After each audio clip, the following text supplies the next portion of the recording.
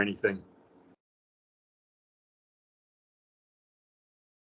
Okay, can you push the camera button on and off, because you went off? I don't see you in a window. All right, I've got myself. I can see myself up in the corner. You're gone from here. I'm gone. Yeah, just push the camera on and off. In the Skype window. All right, how's that? Yeah, perfect. Can you hear me still? Yeah. Okay. Yeah. Okay, there you go.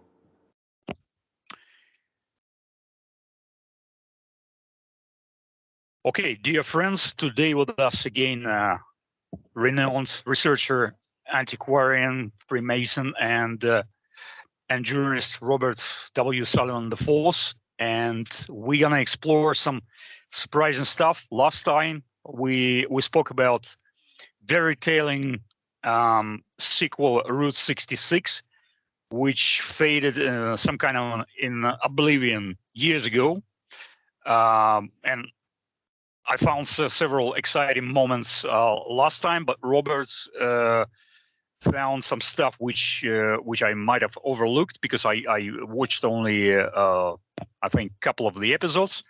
Now I think all in total I watched 4 episodes, and the entire series is about 116 coincidentally episodes. So there might be some other surprise, but Robert, tell us please what you found in the episodes you watched recently. Right. Well, let me just start by going over the background. When we talked last, you had pointed me in the direction of this television show called Route 66 from the early 60s. And when we ended, you had sent me a link to watch the one called I'm Here to Kill a King, which is sort of the main one. But like you said, there are some other ones which we'll delve into. And I actually watched the episode that night. I watched it once we got off air. And my initial reaction to this thing was about halfway through it, I actually stopped watching it because my reaction to this thing at first was, this has to be some sort of mock-up. I mean, this thing can't be real. I thought, this has to be some sort of hoax put together by somebody out there with the intent of trying to deceive people like me and you, because it's just too much. It's just too much. Of course, I researched the episode. I researched the entire series. That is not the case. This is a real episode. And there's this episode, I'm Here to Kill a King, which not only seems to completely predict the Kennedy assassination of 1963. I mean, you have allusions in this thing to 9/11, which are quite astounding. And then you have even a reference to a virus of all things. So these episodes, to my opinion, and there's 3 others we'll get into, these things, in my opinion, make everything else kind of look like child's play, because, I've never seen anything quite this accurate before when it comes to predicting something or foretelling something or prophesizing something, call it whatever you will. So I've watched the I'm Here to Kill a King episode a couple of times, and I've made notes. I'm going to pull them up. And what I did was, the best way for me to do this was I segregated everything out. I did like all the 9/11 stuff, and then I did all the Kennedy stuff. And I really found as though that the Kennedy stuff was really took the cake. So let me just open a window here. We can start talking about this, and you can jump in, of course.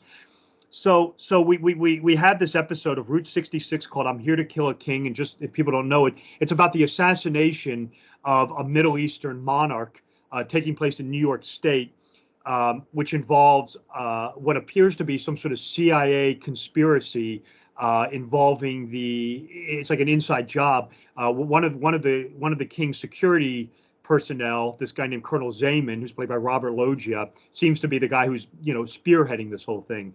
The episode, as you pointed out last time, was originally intended to air on November 22nd, 1963. This is, of course, the date that Kennedy was, in fact, murdered in Dallas. When you see the episode, you will see immediately why this episode was pulled. And I believe it didn't air. It aired eventually, I believe, in spring of '64. Yeah. So we'll just delve into this. Between some of the stuff with Kennedy, and this TV show. I mean, we have hints at Marilyn Monroe, of course, which you pointed out, with who is supposed to be, of course, John F. Kennedy's girlfriend, which is pretty well decided. I mean, it takes place at Niagara Falls, and Monroe made the movie Niagara. And then you have also the reference to the bus stop in it, which was another Marilyn Monroe movie. I mean, you just go through the whole thing. The Milner character, Milner plays two characters in it. He plays the character he usually plays, which is named Todd Stiles, but then he plays the killer in this, who goes by the name of Hades or Cades. What is it?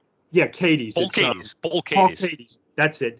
And you have reference in this to the Central Intelligence Agency, which is apparently where this guy works. They call it the Central Bureau of Intelligence, I believe. It's CBI. I think Central Bureau of Investigation, CBI. Yeah, investigation. It's kind of mush up FBI with CIA.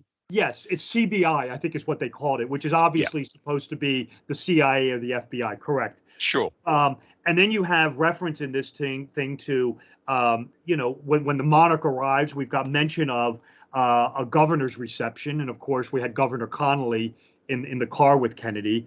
And I believe there was something about meeting the mayor also. And of course, the mayor at the time was Charles Cabell, who changed the parade route. Yeah, it was the Central Bureau of Investigation, which is obviously, like you said, an amalgamation of the CIA and the FBI. The Todd Stiles character stays at a place called Parkway Inn. And as you pointed out, this is, of course, a reference to Parkland Hospital. The Marilyn Monroe stuff we just went over. The couple of the things that are unique is that I thought were very interesting was, I'll get to the motorcade and stuff like that, was you have the Cades character who uses a .38 caliber pistol. And this is the same type of gun that Ruby used to get rid of Lee Harvey Oswald. You have a reference to a ruby, of all things, the gem that is given to Stiles as a reward for going to Zaman with the plot. Of course, when Stiles does it, he doesn't realize that it was an inside job. The thing that I found really interesting was, and this is sort of when you watch it, just sort of beneath the surface of this thing.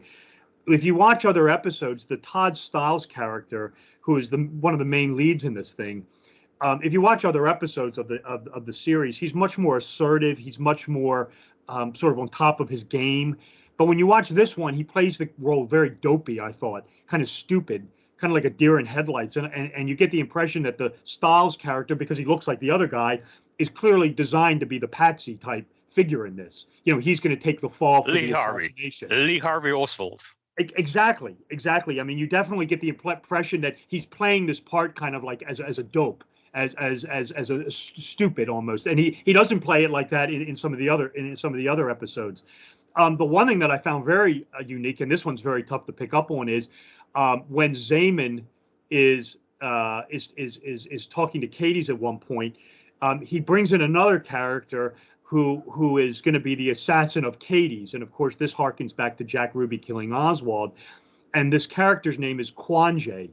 And he calls him over and he says, well, once Cades dispatches the monarch, you get rid of the assassin immediately. We can't have any loose ends.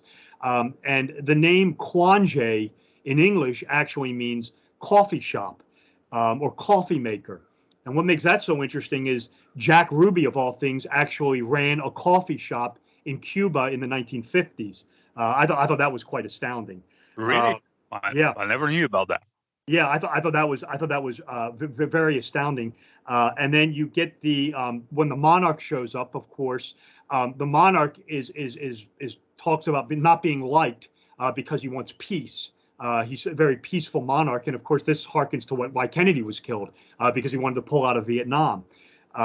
Then, of course, you have some of the very overt references where you have the monarch in a motorcade. You have the monarch showing up at the spot of assassination.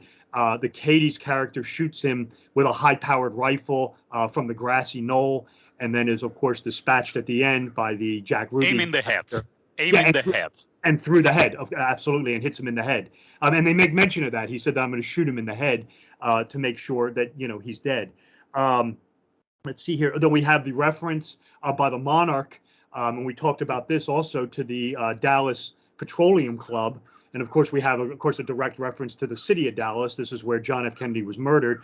And then the Petroleum Club, people don't know this. This was where a man named George de Mohrenschiltz was a member. And if that name doesn't sound familiar to the listeners, he was CIA. He was a black operator for the CIA, and was Lee Harvey Oswald's handler.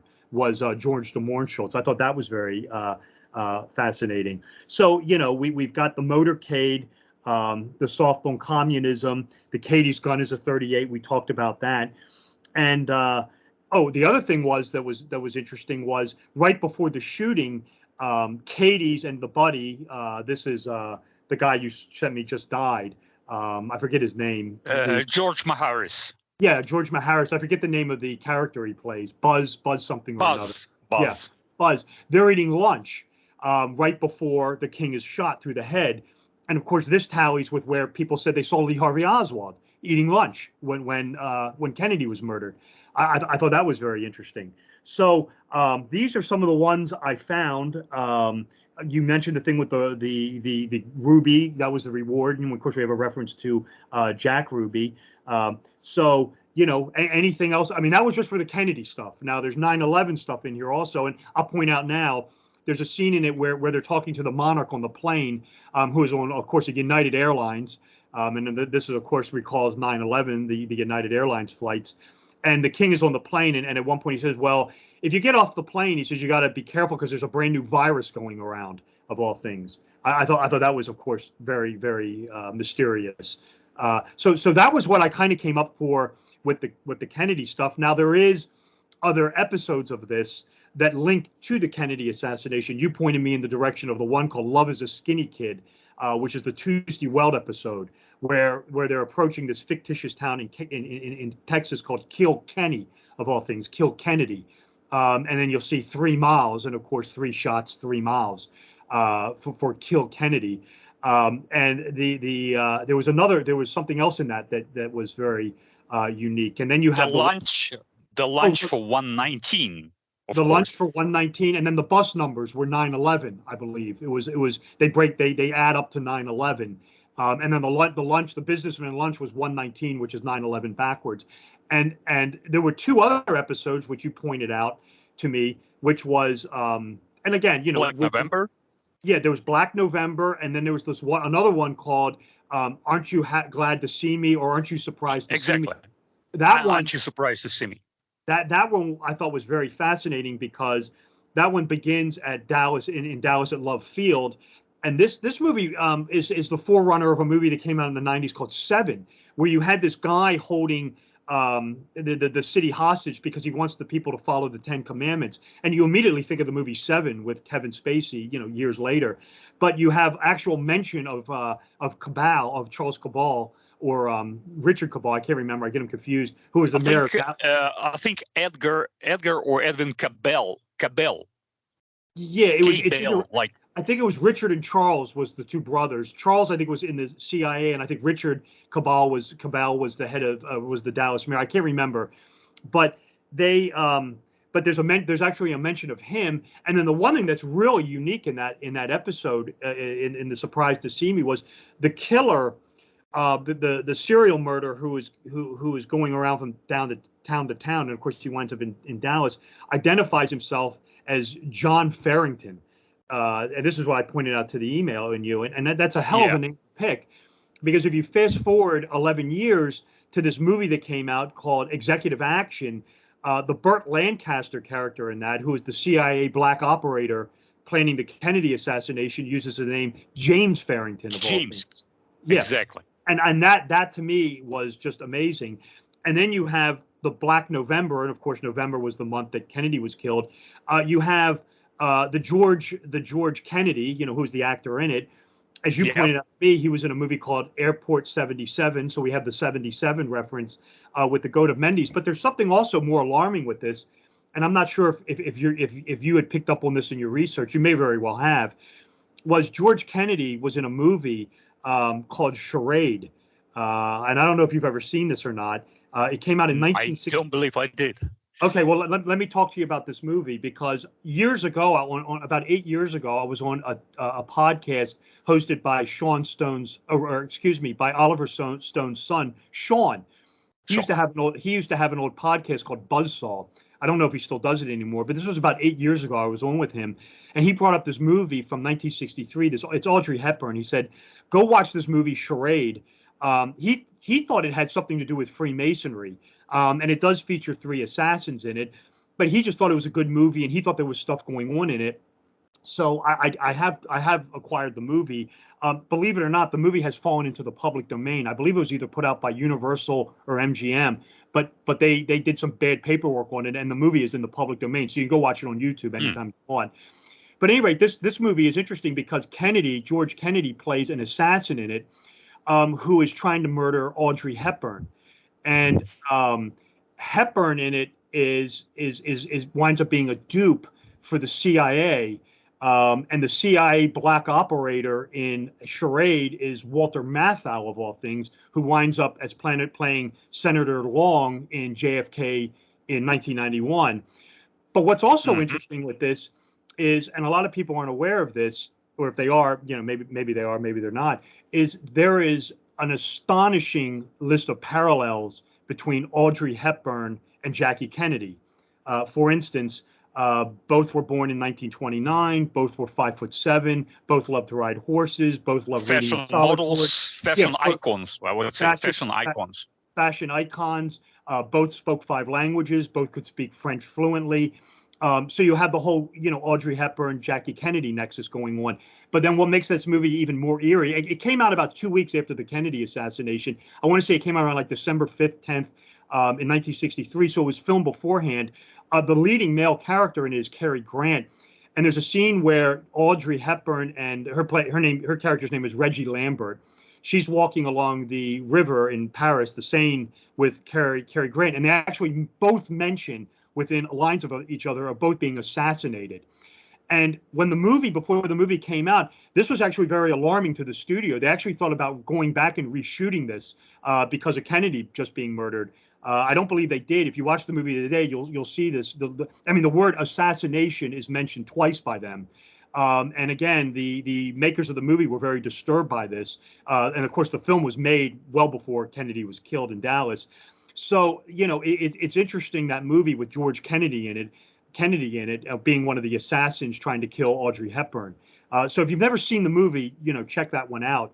So, there was, when you couple these 4 episodes together, like I said at the beginning of the show, it really makes everything else. We could sit here and talk, all day long about movies like Fight Club or The Matrix or Vanilla Sky, or Donnie Darko predicting 9/11. Me personally, Vadim, I thought these 4 episodes just, made everything else look like child's play when it came to predicting the murder of JFK. And then the other thing was, and then you pointed this out to me also, was to pay attention to the 9/11 references going on. And that's a whole nother study also. I could start going over those if you want. I know you wanted to talk to me about some of the Aleister Crowley numbers with the Kennedy death, which I'm very interested in here. But let me go over some of the 9/11 stuff if you like.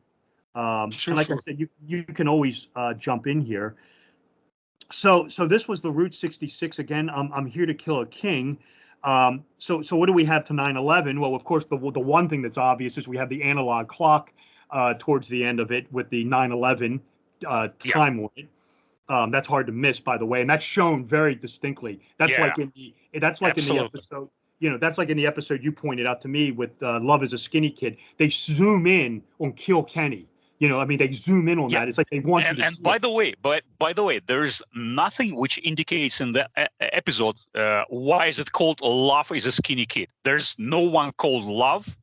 There's, Tuesday Weld is not really skinny, I should say, and I think the title of the episode is supposed to point out to the Love Field Airport, where actually Kennedy landed on 22nd, because it's where he landed. He didn't land Fort Worth. He landed in left field, and so the guy who was supposed to poison the city in the other episode, aren't you surprised me? He lands in left field in Dallas, and first he calls up the mayor. He leaves the message for the mayor Cabell, right, with a threat. So it's some kind of one episode points to the other, yes. Then the other points to the other, and then that episode points to the executive action, the movie which comes out 11 years later. Yes. So this is just mind-boggling. I'm with you. And then the other thing was, I'll get into the 9/11 stuff with I'm Here to Kill a King. But then the other one was in the Black November episode, and you'll remember this is when Todd Stiles and Buzz get to the little town, the little podunk town. They said, "Where is everybody?" And I think there's a comment made, "Oh, they must be in lockdown because there's a virus going around," if I remember correctly. Again, I thought, there's some line about a virus going around and people not coming out because they don't want to catch a virus or something. I thought that was interesting. But if we go to the Kill a King episode for 9/11, and we got the clock, of course, and then you have the Muslim opening the show praying before two twin statues. That's quite astounding. And then you have, there is a sequence in this show of doubles.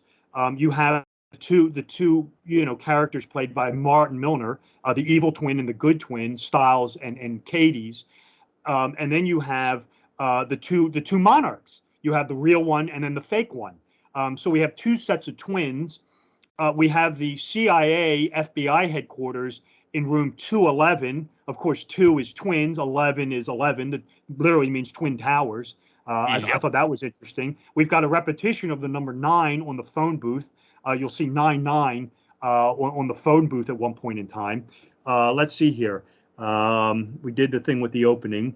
And then Martin Milner, MM is 33 because M put on a side represents the 3, and his mother was born in 1911, and his father, which is a famous Hollywood producer, lived on the address in Hollywood, in Burbank, Riverside or River Drive, 1119.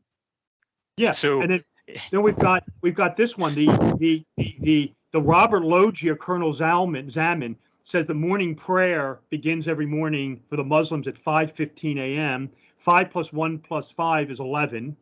And then you have what was the other one? Oh, and then you have him praying to the two statues, of course. Let's see here. And then you have the two number 9s outside the phone booth. And then what was interesting is the morning prayer in the morning. I always took that to mean, if you're familiar with sort of esoteric Islam, I don't know if YouTube's going to censor this or not, but of course YouTube, the Islamic faith incorporates a lot of the adoration of the planet Venus, which is of course the morning light, the son of the morning star, associates with Lucifer from time to time. And you have him praying in the morning with the two statues, and then of course this harkens to the actual template for the World Trade Center, where you have the two towers, and then you have the Statue of Liberty, which is the light bearer. Not to mention that twin towers are designed in the Islamic tradition, because Minoru Yamasaki, the architect, the American architect of Japanese origin, actually designed, for example, the Mint building of the monetary authority of Saudi Arabia, the Dahran airport in Saudi Arabia, and many other projects in Saudi Arabia. He was actually overloaded by commissions from an Saudi king, which he basically rejected. So basically, lots of stuff, including the arches on the first floors of the twin towers, are been designed in the traditional Islamic design. And 93 Flight United 93 monument was actually designed as the Islamic crescent and star, which was actually pointed out by many patriots and the designers, the architects were actually denying this. But then finally they changed the trees, which were representing the crescent and the star, and kind of made the loop complete. So now from the air it doesn't look like a crescent, but it's still visible, though not so clearly. Yeah, and you had that, and then you have with the whole thing with Venus and the light bearer. You of course have the Statue of Liberty right near the Twin Towers. And if I'd have to pull up the measurements, but if you take the measurement from the base, from the very bottom of the Twin Towers, and you measure to the top of the torch, that breaks down to the number 9. And of course, the Statue of Liberty sits on the 11-pointed square, so you have 9/11. Yep. And then if you take the height of the Statue of Liberty from the top of the torch to the very bottom of the pedestal, it's 93 meters. So that's another tie-in with 93, and you could go with Crowley on that with his. And 11 points. 11 points is also visible frequently in Islamic designs. The 8-pointed star and 11-pointed star. So it's not very rare. So indeed. Yeah, I mean, I thought that these 4 episodes were just really, mind-blowing as to what I saw with predicting, JFK. And then you've got, like I said, and you pointed out, you have, the 9/11 stuff, and you even have stuff relating to the virus. So this really kind of encapsulated everything. And to be honest with you, of all the stuff, I mean, I've been doing this for, over 30 years now. I mean, this was one of those moments where, very seldom do I come face to face with something that surprises me anymore. But this was one of those occasions. And again, just to reiterate what I said from the beginning, at the very beginning of this interview, when I first started watching the To Kill a King episode, I literally stopped it halfway through it, and I thought this was fake. I thought this has to be some sort of hoax or something that someone's made up or spliced together old episodes together or something like that, to make this look real or whatever. But it isn't. I mean, it is. These are all genuine, authentic episodes. Just talking about that now, we also have a reference. We were talking about Twin Towers, the 2 doubles in the episode. We have reference also to us seeing a double feature. That was another reference. Triple underpass. It was actually shown in the movie, which looked. I don't know if they filmed it in Dallas or it was supposed to look like in Dallas. Maybe they filmed it on the other location, but it looked exactly like a triple underpass where actually Kennedy was shot. Yeah, when you watch the parade sequence, the motorcade sequence, it looks like excerpts from the Kennedy one. I mean, when they're going down the streets, when they reach when they go underneath the bridge, yeah, I mean, it looks just like the JFK motorcade. Absolutely. And yeah, I mean, you have the whole thing with the guy shooting the king through the head. I mean, it looks just like the grassy knoll in Dallas. I mean, you got the little, grassy hill right there. Just shot by Quan Jay, then dispatched up by Quan Jay, the coffee maker, Jack Ruby himself. It's astounding. It's just mind-blowing. What is the origin of the name Quan Jay? I never heard about this. It's I looked it up. It's an Arabic name, but its English translation means coffee producer, coffee maker. That's what the interpreter told me. And I started investigating this, and it was Jack Ruby actually owned a coffee shop in Cuba in the 1950s before Castro came to power. Oswald worked until June of 1963 in the New World Coffee Company. Did you know that?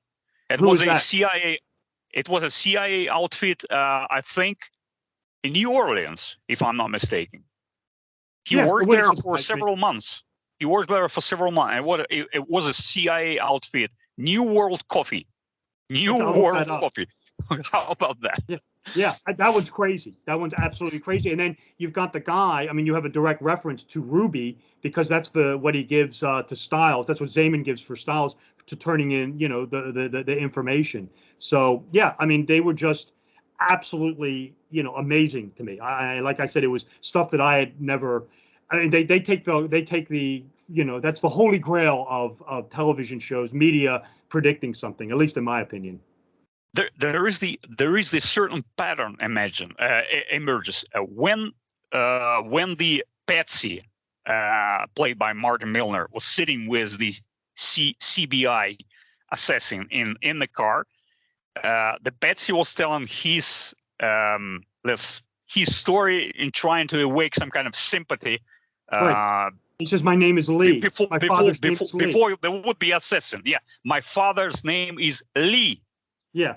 So how about that? He's a Patsy. He's supposed to represent Lee Harvey also, and he tells, "My father's name is Lee." Yeah, yeah. And here was the other thing that was uncanny about that episode. In that very same scene that you're talking about, there's a line that Katie says, and this is what we were talking about with numbers and breaking down numbers. Katie says to the Stiles character, he says, it's something to the effect of, I guess they ran out of patterns because ours is the best number or something like that. So you have a direct reference to gematria of all things in this by the Katie's character. But it's also astounding about the Farrington reference, because Farrington is not really a common name. One assassin assumes the name of John Farrington, and the CIA assassin played by Burt Lancaster is James. So he's expiring in the end of the show. How the plotters plan to eliminate the assassin in the end of the "I'm here to kill the king." Yeah, and by the way, in the original episode, which I saw first, I think about 10 years ago, now they're not showing exactly the same copy of the episode, and I think the timeline is a little bit shifted several seconds, but. Paul Cadiz comes out of the building and he meets the Patsy, so he's doppelganger, and he says, "I'm here to kill the king" on the 22nd minute and 11 seconds. So it's 22nd of November, right. So 22nd 11th, and now it's shifted several seconds past. So I mean, it's probably 22. 16 or something like that, but it's even 22 would suffice actually to point in the direction of the date of the assassination of the JFK. Yeah, I agree. I've watched the "I'm Here to Kill a King" episode probably about 3 or 4 times now. I found a very high quality episode a copy of it. It wasn't on YouTube. I found it on another site. That was probably the highest quality I'd ever seen. But I just thought that, and I've watched the Skinny Kid episode, and I've watched the other ones maybe once or twice on those. But no, I mean, it's just very unique. And the other thing was what you were telling me was, and this kind of must have been known, the Skinny Kid episode with Tuesday Weld, as you said, because I looked this up, LaVey had dedicated, I think, either the Satanic Bible or the Satanic Rituals. She is official card-carrying member of the Church of the Satan. Yeah, but but what made it unique is the church, when this episode was filmed, the Skinny Kid episode, I think it was filmed in 62 or 63. The Church of Satan had yet to exist because they didn't come on the scene till 66. Yeah, but exactly. It comes out in 1966 from San Francisco. But I thought it was interesting that, it must have been somewhat known that she was into this kind of stuff, because doesn't she play a witch in it or something? Or there's accusations of witchcraft in it, with her character. I thought that was quite fascinating. And then the name. And she wears the mask. The mask. So it kind of connects with the other episodes where they have the V word, which I don't want to pronounce many times over, so not to get under the algorithm of this platform. So she wears the mask. So it's probably the reference to other episodes which mentioned the V word, which you mentioned already a couple of times. I don't want to repeat it. And then her character's name was Miriam. Miriam Moore. Miriam Moore. And that harkens to the 2 women who filmed Kennedy being killed. It was I forget their names, but there was 2 women who had very similar names. Muchmore. Muchmore. And then it was Mary Mormon, I think, was the other one. And they were 2 women who were in Dealey Plaza that morning, and they actually took photos or filmed footage of Kennedy being killed. And her name, and the journalist Dorothy Kilgallen, which was killed or some kind of mysteriously died after she interviewed Jack Ruby in a jail. She was the only person who actually got to interview Jack Ruby, which is also surprising. Jack Ruby expired after very, very malicious cancer, which lasted 2 weeks. So it was kind of turbo cancer. And I don't know if you're familiar with the book Mary Sherman Monkey by Edwin Haslam. If you don't read this book, because it appears to be that Ruby, Oswald, and several other characters which were involved into the assassination of Kennedy were working in a secret lab, designing some kind of custom-made cancer to eliminate Fidel Castro in New Orleans. In a New Orleans lab, which belonged to the Tulane University, which was actually one of the centers of the bio warfare in the U.S. in that time. The guy, there was a doctor or something that they think injected Ruby with the cancer, and I think he just died. But he was a CIA black operator also. I can't remember his name. But then it was David Ferry, who was experimenting with the cancer cells. Yeah, was played by what's Pesci. His name? Joe Pesci. Yeah, Joe Pesci, exactly, in the Oliver Stone JFK movie '91. But there's more. Do you know that the song Ruby Tuesday is actually dedicated to Tuesday Well? So how about the connection between Jack Ruby, Ruby Tuesday, and Tuesday Well? Yeah, I was aware that Ruby Tuesday was dedicated to her, but I thought it was interesting, like you said, with the mask. She comes out wearing this ugly mask, and it's never really explained why she's wearing it. This like horrific Japanese mask of some kind, and I took it to mean that this was some sort of like demon or something like that, and was supposed to sort of represent her fascination with the dark arts. I could be wrong, but that's kind of, I mean, it's never explained ever why she's wearing this mask. No, because she wasn't actually disguising herself in the second part of the movie, and there was actually the special focus on a bus stop, because she comes off the bus. Right. So they show on the bus stop, right? And they show on the bus stop several times over. And why? Because she actually played in a television show Bus Stop, where actually Marilyn Monroe played in 1956. Right. So she is Miriam Moore in this episode. She plays in 1962 also in a bus stop where Marilyn Monroe played in 1956. So there's some kind of interconnection by name, by titles, and on the other levels as well. And then you had, and I can't remember, I think it's in the Kill a King episode, but it might have been in the Skinny Kid, where the number on the bus is 9/11. It's like 7-4. I don't remember, but it might be. Yeah. It sums up. There are 4 numbers, so the 4 digits. You add them both. Yeah, 9. It's like 5. It's like 5-4 and like 7-4 or something. It's 9/11 or whatever. It's something like that. Yeah. But also in the episode, aren't you surprised to see me? Was this guy with 10 commandments and a poison, which was supposed to poison Dallas population with some kind of biologic weapon. I don't know if you catch it when Martin Milner and his buddy Buzz arriving to to Dallas, they check into a hotel, and what they see the convention of the executive secretaries. Remember that? And they actually focusing, they're panning over the whole of the convention hall, and they showing the pretty ladies, which are executive secretaries. They actually panning into the name shield, the yearly convention of the executive secretaries. And as you told me, this episode points out to the executive action movie, which comes out 11 years later. And in this same episode, they actually say, this guy already killed several executives. For no particular reason. Executives, not just the people, but executives. And then how about when they're in Dallas? This is the Buzz character. He works at the Trade Mart, which is where Kennedy was supposed to go. Trade Center. Yeah, to go give the speech. This is where he was going to when he was shot. Was the Trade Mart, and that's where Buzz works in the episode. That's amazing.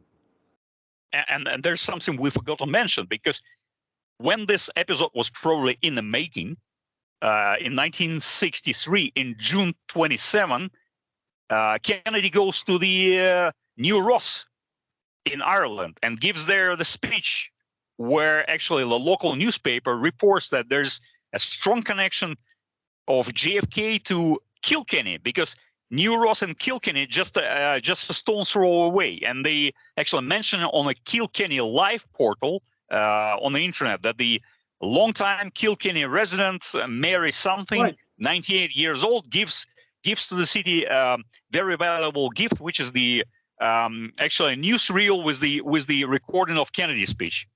So the Kilkenny and Kennedy are actually related on several levels. How they know? How would they know he would go to Kilkenny on 27th of June? It's unbelievable. Yeah, I mean, and it's not only is it Kilkenny, Ireland, but it's as you pointed out, it's Kilkennedy is really what the name is saying, and then it's next to it is three shots. Three shots. Yeah, it's crazy. It's just absolutely crazy. Do you know actually what is the meaning of the Irish surname Kennedy? Go ahead. Kinda ditch, wounded head. That's crazy. Check it out. I'm not making it up. It's spelled usually with a C, so it's like Kinda ditch. Right. So I don't know how to pronounce it correctly in Gaelic, but sure, the meaning is there. So this kind of stuff, I think they playing out several times, because for example, if you see the album of Kanye West, which is also a very strange character in many ways, there is the king's head pierced by sword on the cover of his album, which is called Power, and also Kanye West is dressed like a Tin Man from the Wizard of Oz.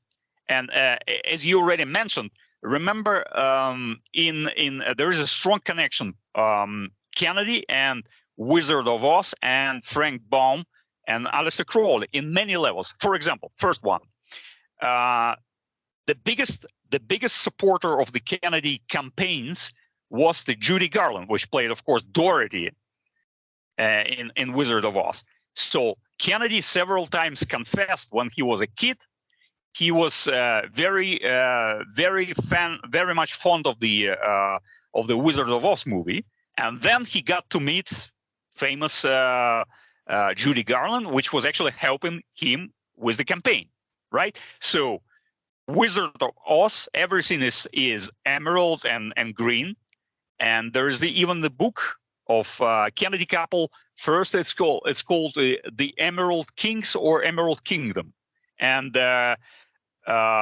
Jacqueline Bouvier Kennedy actually was selling her emerald collier, the emerald necklace, on the auction. So there is some kind of, I think, deliberate parallels between Wizard of Oz and everything what concerns Kennedy. And moreover, if you go to the museum, you can go and actually check it out online in the museum. There is the actual boots and the Resistol hat belonging to Jack Ruby in the museum. So the boots and the hat. And do you know where Resistol company based at? Go ahead. You wouldn't believe me. In the Garland, Texas. Garland, Texas. So how they do that? And remember, there was multiple emphasis on the ruby shoes. Like they spent $300,000 repairing those original ruby shoes, which were on the movie set on Judy Garland while she was playing Dorothy. They spent $300,000 repairing the shoes. I mean, would you believe it? Yeah. 300. Well, this gets into what we were talking about with Crowley, because, you know, if you read his books on gematria, you know, 77 is the goat of Mendez. He wrote a book called Book 77, Liber Oz, which is Oz, which he called 77 is Oz, which was called before originally the Book of Goat, because Oz is the Hebrew name of goat. Right. Yeah, Oz. That's right. And then you have the number 77, as we were talking about, repeating with the license plate with GG, the route 77 on the presidential Lincoln. Right, and then you have the route 77, which is where he was heading.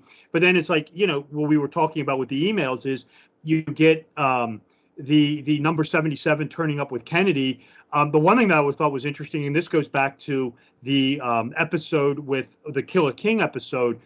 If you watch it very closely at the beginning, when they go to when the Katie's character goes to see the Muslim colonel, he knocks on the door and it's answered by the woman. And if you look very closely, the number on the door is 71. And I kind of played around with it, but the one thing that was interesting was the year 1971. That was the year when John F. Kennedy's sort of arch nemesis, Nikita Khrushchev, died at 77 years old. George, hold on. He died, I think, I'm not sure, but he died on September the 11th. Yeah, I think it was. I don't know if it's been arranged or it's just sheer coincidence, but it is a fact. But then you also had the guy who killed Robert Kennedy, or at least they thought. I think his name was like Thane Caesar something or another, who died on Eugene Caesar. Eugene Caesar. He died on 9/11, I think, of 19. And then you had with 77 with Kennedy. You had George de Mohrenschildt, I think, either died at 77 or in 1977. Teddy Kennedy died was 77 years old, and then JFK Jr. died on July 16th, which is 7th month. 1 + 6 is 7. So we do have this repeating 77 with Crowley, Oz, Kennedy, the goat of Mendez. I mean, yeah, it's just too much. The book about Kennedy was called The Emerald Kings of America. By what's his name? The Emerald Kings by Thomas Meyer or Meyer. I cannot read it. But what is also interesting, if you fast forward to this movie Airport 77, which is again 77, because even the principal witness in the Kennedy investigation or by Warren Commission, he died when he was 77.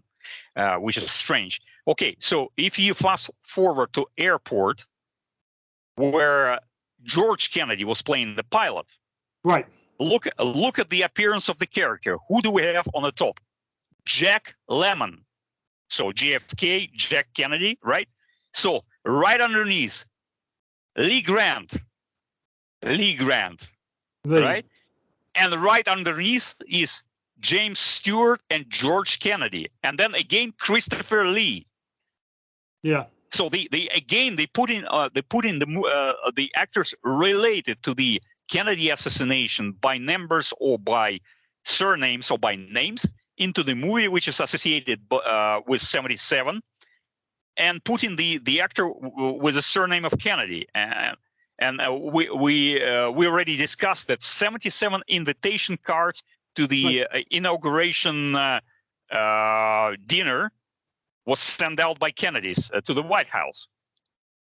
And then you had and then with Crowley also, I pointed this out, was I think in one of the emails was the expiration date on the license plate on Kennedy's limo was March 31st, which is 331. 3 times 31 is 93, which is of course Crowley's maxim of "do what thou wilt." Within gematria. So, again, we have just Crowley crawling all over the place with this stuff. Okay, and there's also a reference to 42, because, of course, the Dorothy and Tin Man and the lion and what's his name?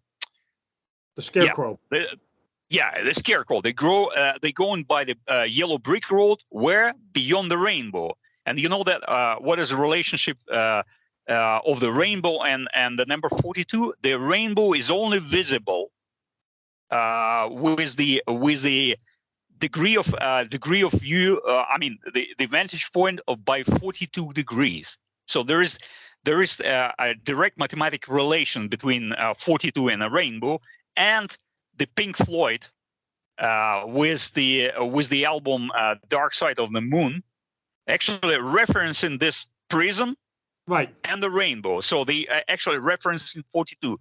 So Dorothy is related to the rainbow, related to number 42. And if you look, the movie with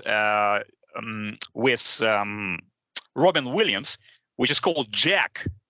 So they're showing the birth of Jack, and they're showing the lady which was given birth wearing ruby shoes. I mean, not just ruby shoes, but the ruby shoes from the Wizard of Oz. So they actually pointing in this movie to the Wizard of Oz and number 42, and 42 is also visibly representation of Jupiter, because if you look at the alchemical sign of Jupiter, it looks like 42. So there's unbelievable multi-level interconnection between all these movies, which are fictional. And by the way, Dorothy Gale in gematria, in Chaldean gematria, is 42. That's crazy. So it's not been by accident. Okay, then you go further. There's of course the famous song, which is sung by Judy Garland, Dorothy Gale, Over the Rainbow. And it was sung by whom? It was sung by children of very well-known school where happened certain events. I can't pronounce it here, but it has to do with a Sandy. Remember what happened in 2012 in Sandy, right? I don't want to pronounce because there are certain filters. Okay, and you look at the record label where Judy Garland recorded, I think, one of her last album. It's called, hold on, it's called Jenny. I think Jenny got, or Annie Got a Gun, and the record label called Sandy Hook Records. That's crazy. Would you believe it? 1981. Okay, and then again, 1 year later, the children of the same school where it happened, on the anniversary of this, let's say, mass event, they sung Somewhere Over the Rainbow. That's crazy. So, I mean, Frank Baum is, of course, like you know, and you told it many times over, he was a follower of Helena Blavatsky. He was a very deep into the theosophy movement, and even his original waistcoat somehow turned out on the set of the filming Wizard of Oz. Yeah, so I they said that. somehow, curiously, original Frank Baum waistcoat turned out on a set. Nobody knew that it belonged to Frank Baum. And then this is what, about 30 something years after his death? What a coincidence. I mean, would you believe it? Yeah, crazy. It's just absolutely crazy. I think there's some more stuff on Dorothy. Okay, so about this Judy Garland album, it's called exactly Annie Get Your Gun, Sandy Hook Records, 1981, 33 1/3 RPM. Check it out. And of course, this 7/11 references, one misspelled 9/11 by Trump, which said, well, on 7/11 I was there. He said I was in New York.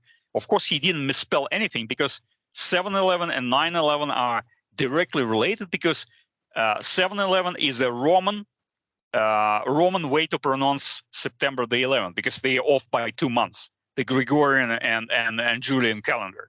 So basically, the 7/11 franchise is not just like by accident named 711. So it has direct reference to that, and of course 7 times 11, 77. Right. And they actually pointed it out many times over in the House of Cards, because remember that Jack Underwood, Kevin Spacey, right? The guy comes to Jack Underwood with a big Slurpee bowl or a plastic cup from 7-Eleven, which says Slurpee, and of course it's 7 ounces and 11 by accident, and 7-Eleven served that from 7 to 11, 7 in the morning to 11 in the evening, and all that is interconnected. Yeah, that's crazy. I'll give you let me look this up. Hang on. There was a nexus between Crawley and 9/11 that you can get. Hang on one second. Yeah. I mean, there was a really the flight 93. Okay, first flight 93. Okay. On 9/11, flight 93. Okay, right, and 93 is a sum of all tarot cards, and of course it's a numerical representation of Thelema, right, and Agape.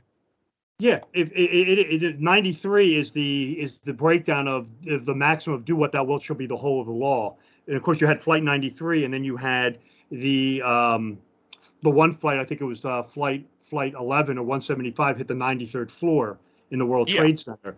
Between the floors, I think it was between 88 and 93rd. But it's like not accident.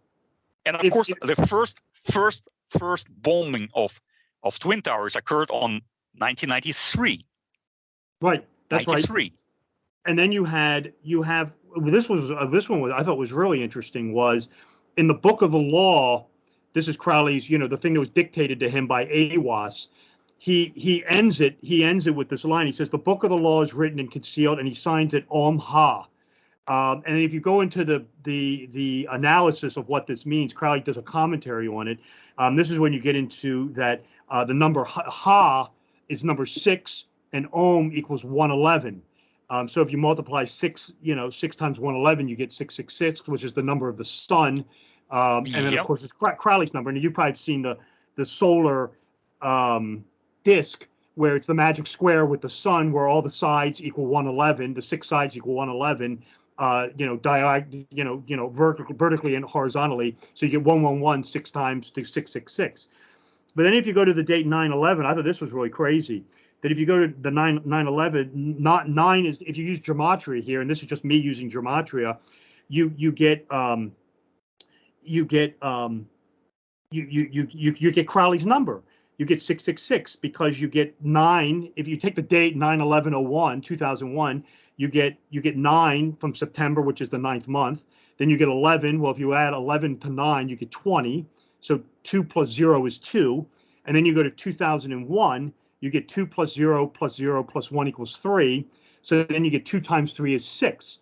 And then this is where this thing really gets crazy, is that like the sun disk, September 11th means there are 101 and 11 days left. So you have 111 days left to the Gregorian solar calendar. So you get 6 times 111 to get 666, the number of Crowley, the number of the beast, the number of the sun. I thought that was just crazy. Okay, how about the album by Marilyn Manson, of course, which is amalgamation of Charles Manson and Marilyn Monroe, which is called King Kill 33, and it is directly related to the Kennedy assassination, because there Manson writes the Lincoln on the streets of Dallas, and it is actually a mock-up of the assassination, and there he's crucified on the cross, and on one of the episodes he appears. I don't exactly remember whether it's in this album or the next one. Say 10. I mean, say like you tell us, say, and then 10 like 10, but it's obviously reference to Satan. Marilyn Manson appears in a beret, and it's kind of Basque or French beret, and a little modest suit, which was worn by Edward Fox in the Day of the Jackal. So where actually the Jackal was supposed to assassinate Charles de Gaulle. Right, so that's right. Marilyn Manson appears exactly in the same image. So referencing actually that he knows what was about the entire assassination of Kennedy, because he names the album King Kill 33. So he knows. I mean, this guy is first a card-carrying member of the Church of Satan. There's the very famous picture of Marilyn Manson and Sandra LaVey together. Mm-hmm. And Sandra LaVey is always alleged that he had an affair with Marilyn Monroe. I don't know whether it's true or not, but he always alleged that. He said, I mean, he said, I mean, this is Anton LaVey talking, so we always have to take it with a grain of salt. But LaVey had claimed that that he had an affair with a woman named whatever it is, Norma Jean Baker, and performed black magic and sexual necromancy and turned Norma Jean Baker into Marilyn Monroe. That's what LaVey claims. Yeah, but also this strange movie with Robin Williams, Jack, right? So his mother gives the birth of Jack wearing those ruby shoes, the ruby shoes. Okay, and in the title of the movie, if you look at the poster, it shows Robin Williams in a rainbow colors, so somewhere over the rainbow. And then there's the inscription: he's a healthy 10-year-old who is growing 4 times faster than normal. Now he is about to take off on the biggest adventure. So if you read the entire sentence, he's growing 4, and then below 4 there's 2, but 2 like 2 pointed in direction, but it's actually 42. So they encoded the entire poster, and there's the direct references by Ruby Shoes and the names within the movie itself, because there is the Ruby character played by Lily Sabetsky, and there's the witch and the Tin Man as well. And by the way, who is the original Tin Man? Jack Haley. Mr. Jake Haley. And who is the author of the Airport 77? Who was it? I can't remember. Arthur Haley. Oh, Arthur Haley. That's right. Where's the different spelling? Yeah, that's crazy. So they deliberately doing this. I mean, there's no way this to be some kind of synchronicity or an accident. They put in the people bearing certain numerological traits or the meaning of the names in a certain movies, like you call it occult casting, and you're probably very much right in this. And they're doing it like over 100 years. Check it out. The Jack with Robin Williams. Yeah, I definitely take a look, and I'll also mention, I mentioned this to you in an email, and I double checked this. I mean, this again, just is just too crazy to me. Is that and I've checked this a dozen times to make sure I wasn't seeing things. But if you look at the 4 flights on 9/11, Flight 11, 175, 93, and 77, between the passengers, the terrorists, and the crew, you can break every flight down to the number 9 and 11. Exactly. I mean, exactly. For example, on Flight 11 had 81 passengers, including the 5 hijackers and 11 crew. 8 plus 1 is 9, 11, 9, 11. Flight 175 had 9 crew and 56 passengers, including the 5 terrorists. So 9, and then 5 plus 6 is 11, 9, 11. Flight 93 had 33 passengers, 7 crew, 4 hijackers. So you have 3 times 3 is 9, 7 plus 4 is 11, 9, 11. And of course, Flight 77, this one's the best one of all, was traveling at exactly 33% capacity. So 3 times 3, 9, 6 crew, 5 hijackers, 5 plus 6, 11, 9, 11. That just to me is amazing. Okay, how about the name of the patsy? Is Mr. Lee Harvey Oswald, which is Oz. Oz, right? Oz.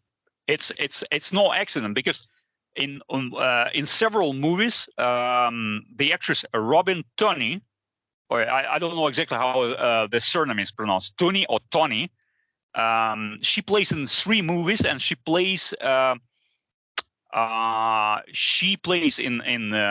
Wizard of Oz, I think one of the latest adaptations. So hold on a second, Robin Tony, and she plays in the Zodiac, right, about this very strange murders in Zodiac. But try to read Zodiac other way around, in reverse. Zodiac, Oz. And you know why? I'm not making it up. It's just not an assumption. It's for sure, because there's a movie Unknown with Liam Neeson, which is by no way related by plot or any other stuff to the Wizard of Oz or other. It's a spy movie, right? Unknown. So this guy walks in a Berlin subway station, and everywhere he goes, there's a graffiti, which has not actually ever been explained in the movie. It has nothing to do with the plot of the movie, but it shows Oz. Just check it out. Yeah, it appears there in different places like 6 or 7 times. Yeah, that's nuts. I'll have to take a look at that. And where did they play the musical? I think it's called Good Wizard of Oz or something like that. With what's her name? Jesus Christ. The good friend of Michael Jackson's. Who, Madonna? No. The black singer, the very, very big one. I mean, I forgot about not the Gloria Gaynor. Hold on. What's with my memory, man? Oh, I know. It knocks me out too. Diane Ross. Diane Ross. Diane Ross. So she plays there in the musical in 1978, and it is been displayed by a certain installation underneath of Twin Towers. So you're talking about you're talking about are you talking about the one movie that she made with where she played Dorothy? That's the Wiz. Is that what you're talking about? The Wiz, but it is about the Wizard of Oz. It's a remake of the Wizard of Oz. Right. Yeah, you can still catch the old pictures displaying Twin Towers and this setup of this movie of course in emerald colors. Crazy. Yeah, that's right. That's right. So they're connecting the Twin Towers and Oz, and thus Crowley. Yeah. That's crazy. Nuts. Yeah. So there's so much stuff. For example, the George Bush Sr. supposed taking part in the assassination, right? Right. There's a photograph of him in a Veterans Cup with number 77, and the goat. Yeah. The numeric designation, I think, of the ship that they named after Bush was 77. Was USS 77. Yeah, George was 77. Bush. USS 7. I mean, this is the deliberate link between all those people, which on the surface have nothing to do with each other, but they all link to Crowley, Goat, 77, and Kennedy, by hook or by crook. Yeah, that's crazy. That's absolutely crazy. Yeah, I think there's more stuff. Even Prince William, wearing at his uniform, I think in the mid of 2005 or 2006, the goat. It's probably the patch of his detachment, and he's showing the hornet hand. Prince William. Yeah. But it's very rare photo of him. Yeah, that's that's insane. I haven't looked at Prince William in some time, so I'll definitely have to take a look at it. But I mean, he's wearing the patch. So first, on one side, there's a goat. Then there is also the horns and the number 115, and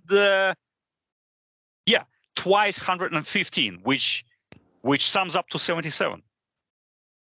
Yeah, that's so right. the horns between 115 and 115, which sums up to 77. Yeah, that's crazy. You find it all over the place. Even like, I was on another show the other night. The Waco compound sat on 77 acres, which is off Route 77. It has been shown on a Route 76, exactly, Waco. So Yeah. the two really existing places like Dallas and Waco, where actually something happens a little bit later. In Right. Dallas, very, very, very soon, and Waco 30 years later. But it shaped the society. Didn't it? I want to look something up.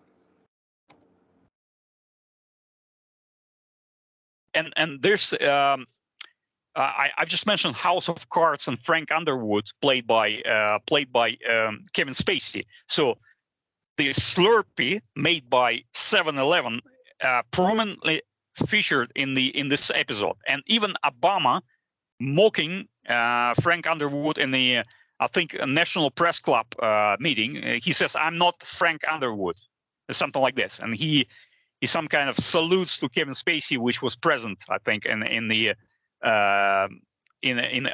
this gathering. And then Kevin Spacey actually plays in the music clip, which is I forgot the artist, but he runs on the 7th floor and knocks the 11th door. This is actually refrain of the song.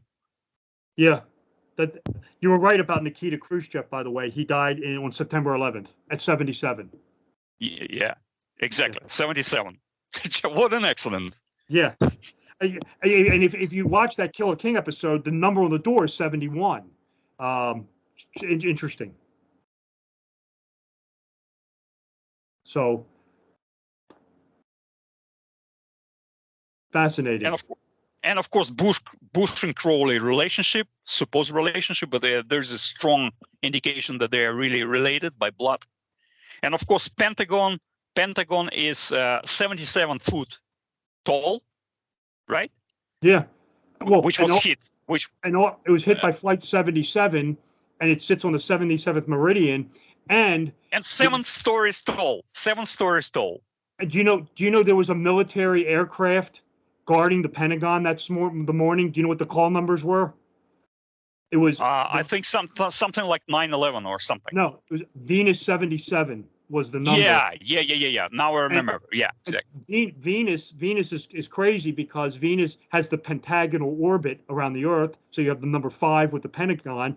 But Venus in antiquity was the 7-pointed star, so it's literally the name of the aircraft was 777. Yeah, and of course the first plane, the Flight 175, hits the Twin Tower at 9:03. Right, 93. Yep. Yeah. And building 7 collapsed later in the day at 5:02. 5 plus 2 is 7. Yeah, and this Flight 175 hits between the floor 77 and 85. Yeah, that's right. Supposedly. Yeah. Yeah. So the Robin Tooney in Zodiac, check it out. Because this is the famous murder spree which never been solved. I mean, there are some clues now, or at least the police is showing us that there is some strong indication that the guy who actually perpetrated all these murders was actually suspected, but then let go. Yeah, the guy who they all thought it was Arthur Lee Allen, was the guy that they thought was the Zodiac, but they couldn't pin him down. Yeah, but all this stuff about the Zodiac, it has to do also with alchemy and the actual Zodiac, because if you look the movie with Clint Eastwood, where he hunts the some kind of maniac, which calls himself Zodiac, which has nothing to do with that. Zodiac killing. That's the first Dirty Harry movie. That's the guy with Scorpio. Yeah. That's based on the Zodiac Killer. Yeah, that was based on the Zodiac Killers. The Clint Eastwood character of Dirty Harry is based on David Toschi, who was the lead San Francisco investigator who investigated Zodiac. If you watch the Zodiac movie, the David Fincher movie, there's a scene in it where Toschi actually goes to see the Dirty Harry movie. But then if you watch it carefully, the diner that Toschi is always eating in, with whether it's with Graysmith or the guy, is named Callahan's, which is Dirty Harry's last name, Dirty Harry Callahan. That was kind of cool. Yeah, but there's also, I mean, actual alchemical connection between the zodiac and the location of the signs, because this guy Scorpio is directly opposite the sign which represents Clint Eastwood. So Clint Eastwood is the shooter, right? So he's an archer, right? And he's right opposite of Scorpio. If you look at the zodiac sign, actual zodiac sign, right? And by the way, the original Wizard of Oz had a budget $2,777,000. Yeah, that's too much. $777,000. Yeah, that's crazy. That's crazy. The Zodiac killer, there's lots of theories on him, because if you look, I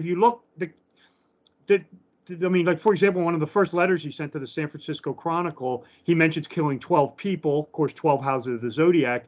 Then there's evidence that he might have been a water sign, because a lot of the killings happened around water. You know, Lake Berryessa, Lake Herman Drive. That's a smiley faces killings. Yeah, so-called smiley faces. The Blue Rock Springs, and then, but then also his killings seem to have occurred like around, you know, I mean, I think one of them happened like the day before Halloween. Then there was one on the 4th of July. So, you know, there was this interplay. Was he killing around the solstices and, you know, the different holidays? But it's like you said, it's never been solved. The guy they thought was this guy named Arthur Lee Allen. But he died. He died like in 92 or 93. And they were going to interview him again, but he died of a heart attack. So who knows? I think they even alluded to this situation with this Gary Lee Allen guy with the movie where Shia LaBeouf, I think, played the journalist, and he was actually is it Shia LaBeouf or Jack Gyllenhaal? Jack Gyllenhaal was in Zodiac. Jack Gyllenhaal was in exactly. Zodiac. So they alluded to this guy, which actually passed away unpunished. And by the way, I made a screenshot in 2016. I'm just looking at this. It was a screenshot from one of the news agencies. So it says, how many mass shootings have happened since Sandy blah blah? You know what I'm talking about? The Sandy blah blah tragedy, horrific as it was, is now only the 3rd deadliest. At around 2 a.m., according to its data, 77% of mass blah blah blah involve firearm. 77%. Yeah. So there you go. 77% somewhere over the rainbow, and of course the Sandy Hook records. Judy Garland, Annie, get the gun. Yeah. Too much. Too much. Exactly. Too much. So, all right. You want to call it a day on that? Yeah, one of the last ones. Last cherry on the top of the cake. On the top of the sundae. MT Jenkins, 77, doctor who tried to revive Kennedy. Dr. Marion Thomas Jenkins, the Texas anesthesiologist who tried to resuscitate both President John F. Kennedy and his assassin, Lee Harvey Oswald, 31 years ago, died on Monday at his home in Dallas. He was 77. Oh, and that reminded me of another one what you just said, and this was an homage in the Road 66 in the Love Is a Skinny Kid episode. If you remember when Tuesday Wells, she's still wearing the mask, she goes into the newspaper to place the ad, and then she comes out and Burt Reynolds and his gang start like bullying her, and Buzz comes over and starts talking to her. If you remember this was interesting. He calls her Rosie or Rose. And of course, you could look at that two ways. Is of course you could look at it as Rose Kennedy, who was John F. Kennedy's mother, but then the guy, and I can't remember his first name, but the guy who in Parkland Hospital, who tried to stop the Secret Service from taking the body back to Bethesda, was named like Frank Rose. He was a coroner. So I thought that was kind of interesting also. Yeah, but don't you remember? I told you last time, the hooker who used to work for Jack Ruby, her name was Ross Jeremy, like Jeremy, dear friend, right? She's in the movie. So she was riding in a police car, and she told that she overheard discussion at the Ruby's place that they're trying to assassinate the president. Of course, they never believed her, and then several days later, they found the body. Yeah, that's right. Yeah, it was Rose Jeremy, who was like a Jack Ruby prostitute, who overheard Ruby talking about the assassination with either Clay Shaw or David Ferry or both of them. Yeah, and then finally, John F. Kennedy assassination. Key witness James Tagg dies at 77. 77, and his brother, John F. Kennedy's brother, Edward Kennedy, dies at 77. Exactly. Yep. Howard C.H. Donahue, 77, ballistics expert, studied Kennedy's death. 21st December 2112, so 33. 1999, Howard Charles Hinman Donahue, retired gunsmith and nationally known ballistic expert, who concluded that a Secret Service agent fired the bullet that killed President John F. Kennedy, died Thursday of complications of pneumonia at his Towson home. Yeah, crazy. So there's a long row of these people who died at 77 or related by numerology to 77, which were involved somehow either to the conspiracy or investigation or cover up of the conspiracy. Yeah, absolutely. I mean, as you pointed out, when you get into even just the assassination, the license plate was GG whatever, which is the letter G, which is the seventh letter for 77. Seventh letter, exactly. Yeah, I mean, it's crazy. It's absolutely crazy. Yeah, and of course, Dorothy Gale is 42. I mean, we could go on probably for another 2 hours with this stuff, because this is a really. I think if you check more thoroughly what you know already of Lyman Frank Baum, Wizard of Oz, and Kennedy, and now having the certain numbers and the movies which we just tossed around, I think you'll find another very valuable keys which would be probably pointing to the other movies. Yeah, like they're somehow linked. Yeah. So, but by the way, remember in the I think in the second episode of the Back to the Future, so Marty McFly comes to the Hill Valley, and it's already I think it's in the past, right? So they asking, where are you from? And he said, I live at the Kennedy Drive, and he makes a wink and shows the gun. Just look at this episode. So he sits with his nice people at his home, and they ask him, where are you from? I live at the Kennedy Drive, and they didn't know who Kennedy was because it was 1950 something. Right, that's right, right. Yeah, that he says something to the effect of, he's like, oh, wait a minute. He's like, that's John F. Kennedy Drive, and he says, who's John F. Kennedy? Yeah. Something like that, yeah. Yeah, but just pay attention to what he does. He makes the sign of the gun, and he gives the wink. I mean, it's not for nothing. I mean, Zemeckis is a notorious guy because he made 1985 Back to the Future, several episodes, and then 30 years later he comes up with the walk pointing to the Philip Petit, which actually walked the line which was spanned between the Twin Towers in 1974. Right. So this guy first walked between the Twin Towers of the Notre Dame de Paris, and then he illegally walked between the Twin Towers, and he wrote the book. And then basically Zemeckis in 1985 probably pre-planned. I don't think it was just unplanned flash of creation thought or something like that. I think it was completely premeditated.